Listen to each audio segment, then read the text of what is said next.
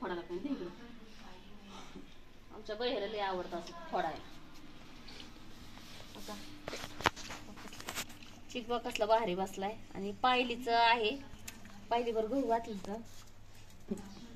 तर आज रविवार असल्यामुळं निवांत चालले. वेपर्स पण घातले घरात. वेपर्स दाखव. वेपर्स घालून झाले तर पाळायला. कारण हे पातीला लागतं मोठं. घातलं अगोदर. नाश्ताही झाला आमचा. आता म्हणलं चिक खाटून घ्यावा. परत ऊन जास्त झाल्या नाही का मग लय हे होतं. तर भरपूर पडलाय. या पातीला भरून आणखीन राहील नाही का जास्त. चिपकून बसलाय खाली सगळं. 2-3 दिवस काही व्हिडिओच नव्हता काढले. कामच एवढे व्हिडिओ काढायलाच टाइम भेटत नाही. पोरं पण कामात असते त्याच्यामुळे नाही का नाही काढत व्हिडिओ जास्त. तिकडे जायचं घेते मोजून किती भरलाय किती नाही. आपल्याला पाणी ठेवायला.